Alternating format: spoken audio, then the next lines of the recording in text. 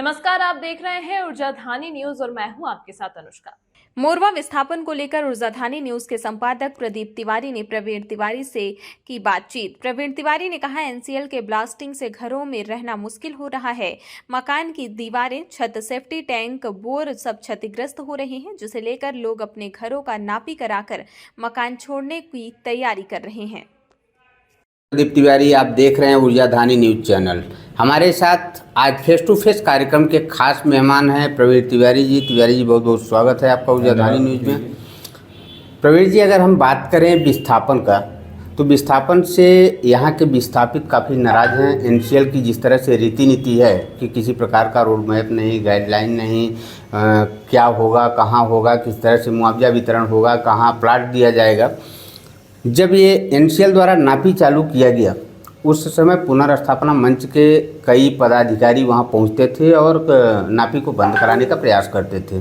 लेकिन जैसा जानकारी मिली है कि आप नापी के पक्ष में रहे हैं, नापी चालू हो गई है। इस तरह का नापी जिससे कोई रोड मैप न मिला हो, किसी तरह का क्लियरेंस न हो कि किस तरह का मुआवजा का वितरण किया जाएगा, तो ये नापी कराने से क्या लाभ है? हमको विस्थापन को समझने के लिए इसके पहले जो विस्थापित हुए लोग हैं, मड़ौली वार्ड नंबर 10 जो विस्थापित हुए हैं, उस ओर जाना पड़ेगा। पूरी सिंगरौली चाहती है कि सिंगरौली का विस्थापन ना हो, लेकिन यह क्या संभव है?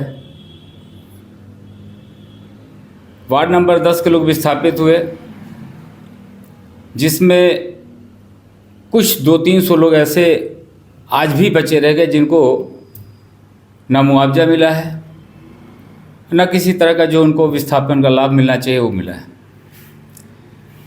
क्या हम सभी समाज के जो आज सिंगरौली की बीड़ा उठाए हुए हैं लोग हैं, क्या उन 300 लोगों की चिंता नहीं करनी चाहिए? और अगर विस्थापन नहीं होने देना है, विस्थापन हम भी चाहते हैं विस्थापन न हो। सिंगरौली का ताना बाना लोग कहते हैं ना कि ताना बाना बिगड़ रहा है। मैं भी चाहता हूँ कि सिंगरौली का विस्थापन न हो, लेकिन क्या वार्ड नंबर 10 का जो ब्लास्टिंग चल रही है, क्या उसको हम रोक सकते हैं? अगर सिंगरौली का विस्थापन रोकना है तो सबसे पहले वार्ड नंबर 10 के बॉर्डर में, जो वार्ड नंबर 9 के बॉर्डर में जो ब्लास्टिंग हो रही है, उसको रोकना होगा। और ऐसा करने में सिंगरौली के जितने भी लोग हैं वो सक्षम दिख नहीं रहे। सबकी अपनी अपनी महत्वाकांक्षा है। कोई परताली जाना चाहता है, कोई भलगढ़ जाना चाहता है, कोई कहीं नहीं जाना चाहता, अपना अच्छी रकम एनसीएल से चाहता है, वो अपने मर्जी से जहाँ मर्जी जाए। अब रही बात, सिंगरौली में दो तरह की विचारधारा पैरेलल चल रही है। एक विचारधारा ये है कि देश के हित में अगर हमें आवश्यकता पड़ी तो अपनी ज़मीन जायदाद और घर द्वार देंगे, उसके बदले में हमको उचित अच्छा मुआवजा, अच्छी राशि मिलनी चाहिए। एक विचारधारा ये है कि पूरी तरह से इस विस्थापन को उटपटांग डिमांड करके, उटपटांग मांग रख के इस विस्थापन को किसी भी हाल में 10 साल टालना चाहती है। मैं उनसे भी आग्रह करता हूँ कि विस्थापन को अगर आप टालना चाहते हैं 10 साल, तो आपसे हाथ जोड़ के विनती है कि जो बॉर्डर पे, वार्ड नंबर 10 के बॉर्डर पे लोग रह रहे हैं, उनका जो घर हिल रहा है, पहले तो ब्लास्टिंग रोकवाने का प्रयास करें, पूरी ताकत उसमें लगाएं, उसके बाद ही विस्थापन को टालने का षड्यंत्र करें, वरना इस सिंगरौली के लोग उनको माफ़ नहीं करने वाले। अब तिवारी जी ये बताइए कि जिस परिवार ने अपना पूरा जीवन भर की कमाई गहना, स्टेट बैंक में लाइन लगी हुई थी, सेक्शन 9 के पहले और 9 के बाद, गहना गिरवी रख के वो जो मकान बनवाए हैं कि हमको मुआवजा मिलेगा, और वो ब्लास्टिंग से गिर जाएगा, कौन जिम्मेदारी लेगा? क्या दोनों विस्थापन में से कोई विस्थापन मंच उसकी जिम्मेदारी ले सकते हैं? संभव नहीं है। मेरा आग्रह ये है कि सामान्य जन को इस तरह से भ्रमित नहीं करना है। हम नापी करवा रहे हैं और सुना है कि 5 पन्ने का जो प्रोफार्मा है एनसीएल के, वो जो जिनको ठेका मिला है वो लेके घूम रहे हैं, और जिनका नापी करते हैं उस 5 पन्ने में उनका लंबाई, चौड़ाई, ऊंचाई सब लिख के वो साइन कराते हैं, और अंतिम में ये लिखा है कि हम इस नापी से संतुष्ट हैं। सिंगरौली के लोग इतने भी बेवकूफ़ नहीं हैं, इतनी समझ रखते हैं कि उन्होंने जिस पे साइन किया उसमें स्पष्ट लिखा है मैं इस नापी से संतुष्ट हूँ, उसके मुआवजा से संतुष्ट नहीं हूँ। और हमारा घर एनसीएल अगर नाप रहा है तो जब तक उचित मूल्य हमारे घर को नहीं देगा तो हमारे घर को कैसे ताकत की जोर से और किसी भी तरह से हमसे कैसे ले सकता है। इतनी बड़ी आबादी को पूरी तरह से ताकत की जोर पे एनसीएल मतलब विस्थापित कर देगा, ऐसा संभव है क्या? तो सामान्य जन को भ्रमित करने से अच्छा कि अपनी बात रखें, दोनों मंच के लोग अपनी अपनी बात सामान्य जन से रखें। लोग किसकी बात से, किसके तर्क से सहमत होते हैं वो उन पे छोड़ा जाए। दबाव दे के, डरा के, धमकी दे के अब वो ज़माना नहीं है कि इस तरह से लोगों को अपनी तरफ किया जा सके, अब वो संभव नहीं है। राजतंत्र हुआ करता था जब डरा के, धमका के और किसी भी तरह से फरमान जारी होता था कि ये काम नहीं होना चाहिए था, नहीं होता था। अभी तो लोकतंत्र है, लोकतंत्र में जो जनमानस तय करता है वही अंतिम निर्णय होता है। अच्छा होगा कि सिंगरौली के आम जन को इसका निर्णय करने दें, और हमारी संपत्ति की माप होनी चाहिए या नहीं होनी चाहिए, ये मेरा निर्णय है। दुनिया का कोई भी मंच ये निर्णय नहीं कर सकता कि मेरी संपत्ति का नाप नहीं होने देंगे या होने देंगे।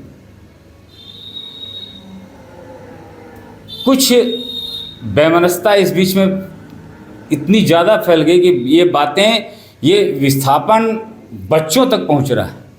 जहर ये जो है, जो मन में एक दूसरे के प्रति जहर भर रहा है, दिन भर 24 घंटे घर में चर्चा हो रही है। बच्चों पहले हम लोग ने देखा है बहुत अच्छे, जिस ताना बाना की बात हम करते हैं तो विस्थापन के पहले ही ये ताना बाना टूटता हुआ दिख रहा है।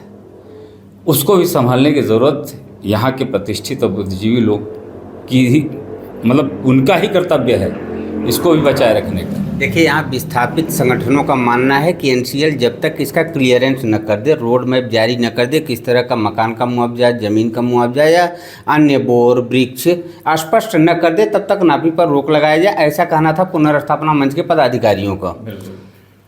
एनसीएल को क्या आपत्ति है इसको स्पष्ट कर देने, स्पष्ट करने के बाद ही नापी शुरू करने में क्या दिक्कतें थी, और आपके मन में क्या आया जो आप उसके समर्थन में रहे कि नापी शुरू करा दिया जाए, और नापी शुरू हो गई?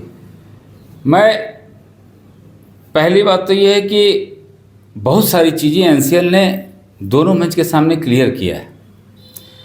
कुछ मतभेद हैं, जैसे अभी कुछ रेट लिस्ट जारी हुई थी एनसीएल की तरफ से जिसमें मकान का रेट कम है, और मैं दावे के साथ कह सकता हूँ कि वो रेट भी बढ़ने की पूरी संभावना है, बढ़ेगा ही। 2018-19 या 19-20 के रेट पे कोई भी अपना घर सिंगरौली वाले नहीं देने वाले, ये सारे लोग स्वीकार करते हैं कि इतना आसानी से सिंगरौली का विस्थापन एनसीएल चालाकी से नहीं कर सकता।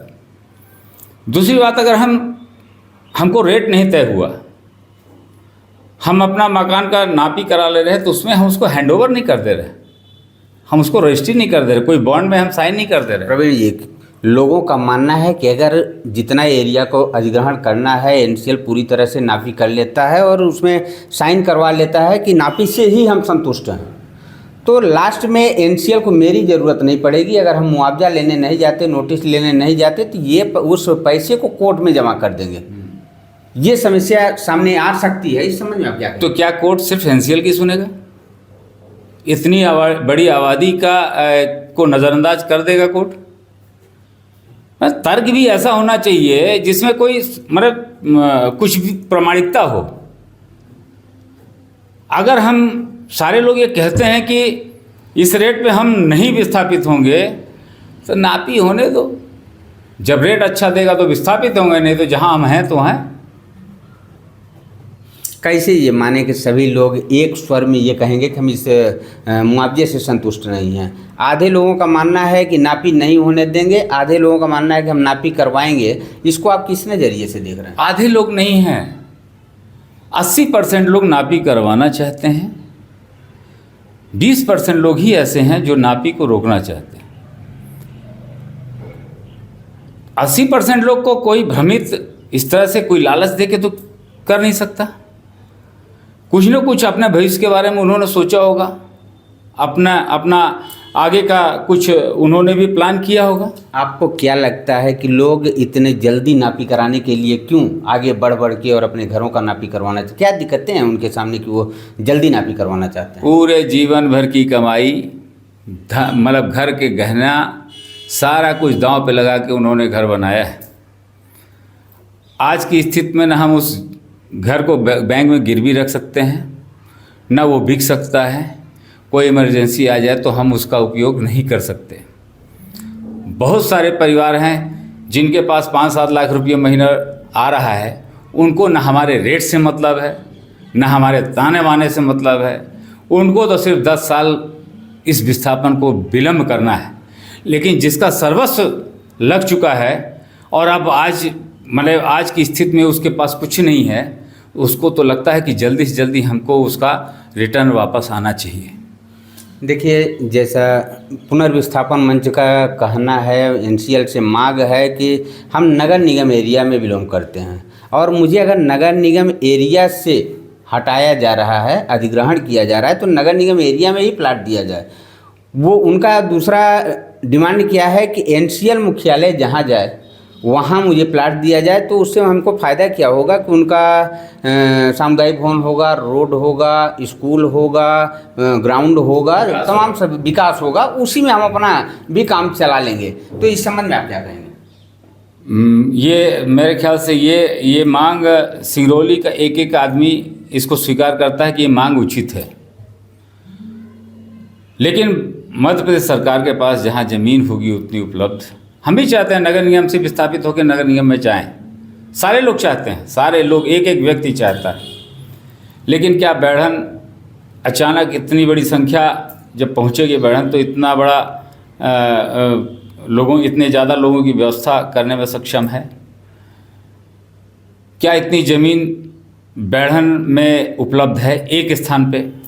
अगर हम ताना बाना की बात करते हैं तो हमको एक स्थान पे ही विस्थापित होना चाहिए, और अगर हम अलग अलग वार्डों में विस्थापित हो रहे हैं तो ताना बाना तो फिर वहाँ भी ख़त्म है। तो एक जगह बैढ़न में भी उतनी ज़मीन है नहीं जहाँ सारे लोग को विस्थापित किया जा सके। अब उसके अलावा एक बात ये होनी चाहिए कि हम हटा देते हैं भलगोड़, हम हटा देते हैं पड़ताली। ये भी एक तीसरा ऑप्शन है ना कि आप अच्छी रकम दो, हम जहाँ मर्जी होगा वहाँ बसेंगे। ये भी ये एक अच्छा ऑप्शन है, ये इसमें कोई बुराई नहीं है। लेकिन जिनका लक्ष्य यही है कि इस विस्थापन को किसी भी हाल में 5 से 10 साल टालना है, देखिए, सोते हुए जो आदमी सो गया है उसको जगाया जा सकता है, लेकिन जो सोने का नाटक कर रहा है उसको जगा पाना मुश्किल है। यहाँ तो प्लानिंग से सब कुछ हो रहा है, बहुत बारीकी से प्लान करके, और ये प्लान 9 के बहुत दिन पहले, 1-2 वर्ष पहले ही प्लान हो चुका था कि हमें आने वाले समय में करना क्या है। मेरा स्पष्ट मानना है कि मैं किसी विद्यालय को आगे बढ़ाने के लिए इतने लोगों को फांसी में नहीं चढ़ा सकता। मेरा स्पष्ट मानना है कि किसी पेट्रोल टंकी को चलवाने के लिए मैं इतने लोगों को फांसी में नहीं चढ़वा सकता। मेरा स्पष्ट मानना है कि किसी प्रॉपर्टी का दाम बढ़ जाए इसलिए मैं इतने लोगों को दांव पे लगा दूं। संतुलित रह के मैंने जो निर्णय लिया है, मैं बड़े होशोवास से और सब कुछ अच्छा बुरा सोचने के बाद ही निर्णय लिया। अभी आप बोले कि भलुगढ़ जिस तरह से प्लाट दे रहा है तो जरूरी नहीं कि हम भलुगढ़ जाएं, अच्छी रकम लेके अन्य जगह शिफ्ट हो सकते हैं, लेकिन प्लाट का 1,37,000 जैसा जानकारी मिली है कि प्लाट का NCL 1,37,000 दे रहा है। इस संबंध में आप क्या कहें? ये सिंगरौली का तीसरा विस्थापन होने जा रहा है, बल्कि शायद चौथा। पहले विस्थापन में 1.5 लाख रुपया प्लाट का मिला था, दूसरे विस्थापन में 3.5 लाख रुपया मिला था, तीसरे विस्थापन में 8 लाख रुपया मिला। हमें हर विस्थापन में हमको पैसे NCL ने बढ़ा के दिए। हम किसी पहले ही कोई धारणा बना लें कि हमको 1,37,000 रुपया में हमको विस्थापित कर दे, हम नहीं लेंगे भाई, हम प्लाट लेंगे। हमको जहाँ प्लाट अच्छा लगेगा हम प्लाट लेंगे। क्यों लेंगे 1,37,000 रुपये? और 1,37,000 रुपये भ्रमित करने के लिए रेट है। NCL का ऐसा कोई प्लान नहीं है और ये सारे लोग जानते हैं, दोनों विस्थापन मंच जानता है। लोगों ने जिद किया कि रेट दो, रेट बताओ तब हम नापी होने देंगे, तो पुराना रेट NCL ने उठा के पटक दिया, लो ये रेट। ये कहाँ तक उचित है? 2019-20 का PWD का रेट NCL दिया है। हाँ। जिस तरह से ज़मीन का कलेक्टर गाइडलाइन और मकान का PWD रेट का, वो भी 2019 बिल्कुल जायज़ नहीं है और ऐसा NCL कर भी नहीं पाएगा। PWD का नया रेट जो होगा वो आएगा और आ चुका है, नया रेट मंगवा लिया गया है, उसको प्रस्तुत करना है। NCL के पास उपलब्ध नहीं है वो रेट, इसलिए तो ये रेट दिया गया, पिछला रेट दिया है। नया रेट जैसे उसके पास उपलब्ध हो जाएगा तो जब तय है कि PWD के रेट से ही मिलना है तो नए रेट के आधार पे ही हमको पेमेंट होना है। प्रवीण जी, अगर हम जानना चाहें, आप भी विस्थापित हो रहे हैं, आपका क्या राय है, आपकी क्या मांग है कि NCL किस तरह से हमारे डिमांड को पूरा करे जिससे हम संतुष्ट हों? एक बार बताने का प्रयास करें। हमेशा से हमारी मांग ये रही है कि हमको जल्द से जल्द विस्थापित करो। इतनी जल्दीबाजी क्यों? अच्छा रकम दो, अच्छा विस्थापन का हमको मुआवजा दो, अच्छी जगह बसा सकते हो तो अच्छी जगह बसाओ। जल्दी इसलिए है कि जिन लोग को रोज़मर्रा की ज़िंदगी में जूझना नहीं पड़ रहा है उनको इस कष्ट का एहसास नहीं है। जो रोज़मर्रा की ज़िंदगी में रोज़ संघर्ष कर रहे हैं उनसे कोसों दूर हैं वो लोग, और हम लोग आए दिन उनको फेस करते हैं, उनकी समस्याओं को देखते हैं, कष्ट होता है। जिस तरह से भगत सिंह कॉलोनी में बहुत पुरानी बिल्डिंगें हैं, मैं तो कहता हूँ सिंगरौली के शुभचिंतकों, ब्लास्टिंग बंद कराओ, भगत सिंह कॉलोनी को बचा लो, विस्थापन बंद करा दो, हमको कोई दिक्कत नहीं है उसमें। और अगर नहीं कर सकते तो अतिशीघ्र विस्थापन कराओ, अच्छे से अच्छा मुआवजा दो, और हम जहाँ उचित हो अच्छी जगह बसा सकते हो बसाओ, नहीं तो हमको उसकी एवज में अच्छी रकम दो, हमको जहाँ बसना होगा हम बसेंगे। अन्य खबरों के लिए ऊर्जाधानी न्यूज को सब्सक्राइब और फॉलो करें।